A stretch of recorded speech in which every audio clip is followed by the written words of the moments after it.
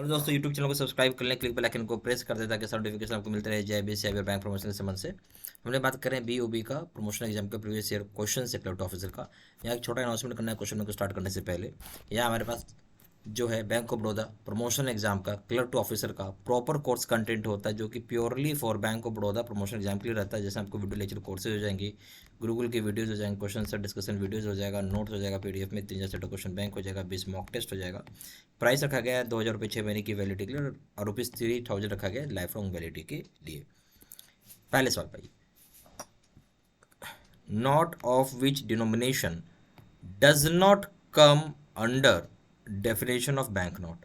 Note जो होता है किस डिनोमिनेशन का, वो आप बोल सकते हैं कि बैंक डेफिनेशन में नहीं आता, यानी नोट डेफिनेशन में नहीं आता। यानी सीधा सीधा सवाल है, कितने रुपए का नोट का जो डिनोमिनेशन होगा वो बैंक नोट के डेफिनेशन में नहीं आता। ए ऑप्शन है ₹1 note, B option ₹2 note, C option ₹1 and 2 note, D option है ऑल नोट्स बिलो ₹100। ठीक है, तो सही ऑप्शन क्या हो जाएगा इस केस में? इस केस में जो सही ऑप्शन हो जाएगा वो हो जाएगा आपका ए, ₹1 नोट। केवल ₹1 का नोट ऐसा है जो बैंक नोट की परिभाषा में नहीं है, चाहे उसकी डेफिनेशन में नहीं है। A option. क्वेश्चन नंबर 2 में आइए, clean note policy of RBI does not mandate. बोलते जो क्लीन नोट पॉलिसी RBI को मैंडेट नहीं देता है किस चीज़ के ऊपर? ए ऑप्शन है no writing on bank note to be made, किसी प्रकार से लिखित काम नहीं होना चाहिए बैंक नोट के ऊपर। B option no stapling of bank notes to be done, किसी प्रकार का स्टेपलिंग नहीं होना चाहिए बैंक नोट के ऊपर। C option only few notes to be fed in the ATMs, केवल कुछ ही नोट होने चाहिए जो आप ATM में डालेंगे। D option all bank branches have to exchange soiled mutilated defective notes, सारे बैंक ब्रांचेज को एक्सचेंज करना होगा सॉइल्ड नोट्स, मल्टीलेटेड नोट्स और डिफेक्टिव नोट्स। अब सवाल है क्लीन नोट पॉलिसी जो है किसका अधिकार नहीं देता है आपको? ठीक है, सवाल ये था। तो इस केस में जो क्लीन नोट पॉलिसी है, ठीक है, देखिए आप बोलता है कि आप लिख नहीं सकते हैं, ये बात बिल्कुल सही है, आप लिख नहीं सकते हैं। ठीक है, और इसका किसी प्रकार का स्टेपलिंग आप नहीं कर सकते हैं बैंक नोट के ऊपर, ये भी गाइडलाइंस है। केवल कुछ ही नोट डालेंगे ATM में, ऐसा RBI के साइड से कोई मैंडेट नहीं है। डी ऑप्शन है कि सारे बैंक ब्रांचेस को एक्सचेंज करना पड़ेगा सॉलिड नोट, मल्टीनेट और डिफेक्टिव पीस ऑफ नोट्स, बिल्कुल ये सही है, इसमें कोई दिक्कत नहीं है, ये भी ऑप्शन सही है। यहाँ पे क्या सही हो गया? C option. क्यों? कि सी ऑप्शन जो है वो डज नॉट मैंडेट में आता है, इसलिए। क्वेश्चन नंबर 3 में ये, upon receiving counterfeit notes, counterfeit notes का मतलब होता है जाली नोट्स, तो आप क्या करेंगे? ए ऑप्शन है वी शुड नॉट एक्सेप्ट, आप एक्सेप्ट नहीं करेंगे। We should not accept it and return it to the tender, जो पैसा लाया तो आप उसको एक्सेप्ट करेंगे ना लौटाएंगे आप, दोनों में से कुछ नहीं करेंगे। बी ऑप्शन हो जाएगा we should return it after drawing 2 parallel lines there on, हम इसे तब लौटाएंगे जब 2 पैरल लाइन इसके ऊपर ड्रॉ कर देंगे। सी ऑप्शन है we must impound the note tendered, हम इम्पाउंड करेंगे जो भी नोट टेंडर्ड हुआ है। डी ऑप्शन है we must impound the notes if more than 4 notes are to be tendered, हम इम्पाउंडिंग तब करेंगे जब 4 से ज़्यादा नोट होगा। या इम्पाउंड का मतलब है कि आप पुलिस को इन्फॉर्मेशन दे रहे हैं कि आपके यहाँ कोई आदमी जाली नोट लेके आया है। ठीक है, अब बोलता है क्या करेंगे आप काउंटरफिट नोट के जब आपको रिसीव होगा कैश काउंटर पे, तो सवाल है।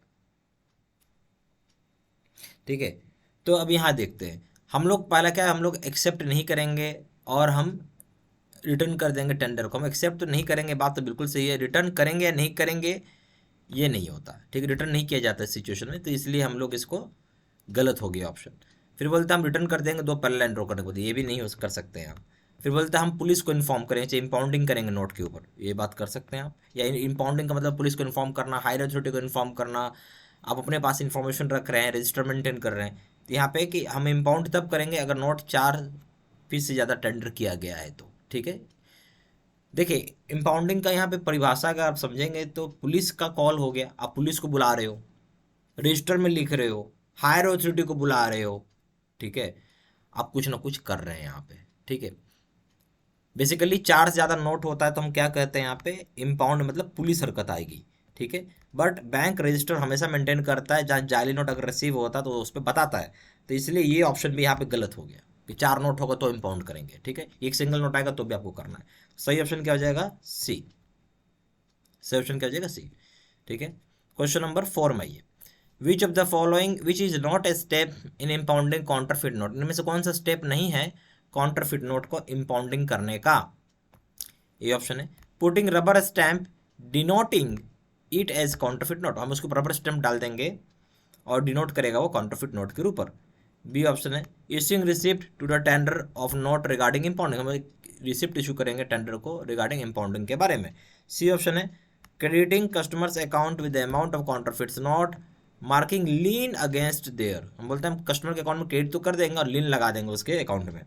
डी ऑप्शन है detail of impounding to be entered in register, हम डिटेल्स जो होगा इम्पाउंडिंग का हम रजिस्टर में लिखेंगे। तो इसमें सवाल क्या है, कौन सा स्टेप नहीं है वो पूछ रहा है आपसे।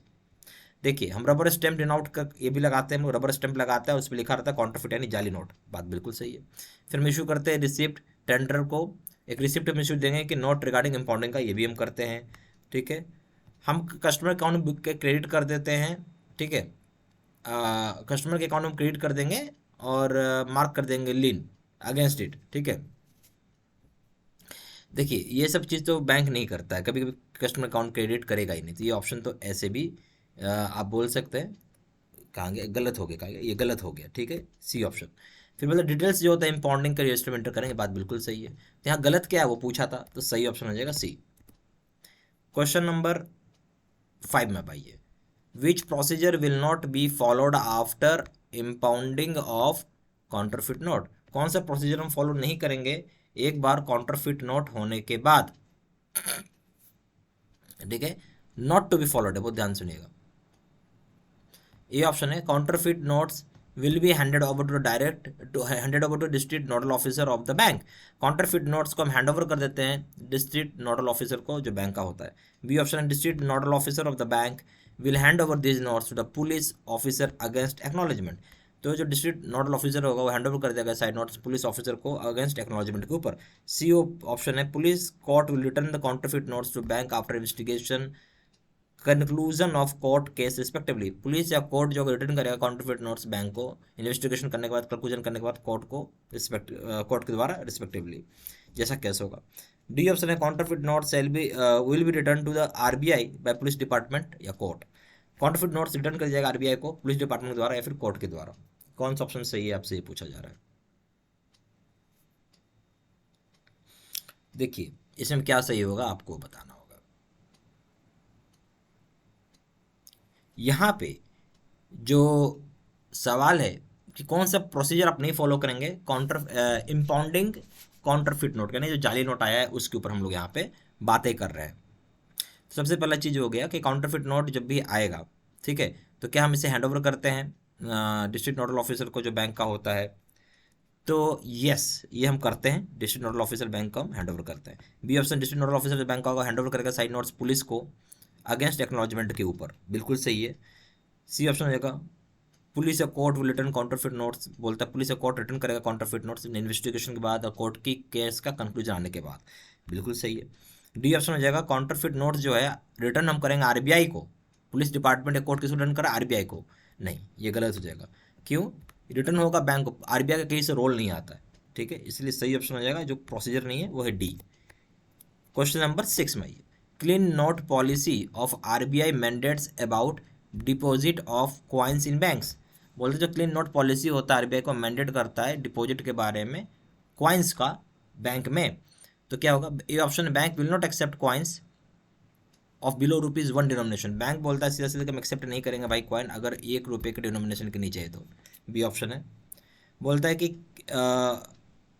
Any number of coins of ₹1 and above denomination can be deposited in bank, बोलते किसी भी डिनोमिनेशन का हो ₹1 चाहे उससे ज़्यादा वैल्यू का होगा कॉइन आप बैंक में जमा कर सकते हैं। सी ऑप्शन है कॉइन्स ऑफ 50 पैसा and above can be deposited with in certain limit, certain limit के अंदर 50 पैसा का कॉइन या उससे ऊपर का अमाउंट आप जमा कर सकते हैं। डी ऑप्शन है bank branch has to accept coins of any denomination, bank branch को एक्सेप्ट करना पड़ेगा कॉइन्स किसी भी डिनोमिनेशन का हो, तो इसमें क्या है सही ऑप्शन क्या हो जाएगा वो पूछ रहा है। देखिए बैंक बोलता है कि एक्सेप्ट नहीं करेगा डिनोमिनेशन ₹1 के नीचे, ये गलत हो गया।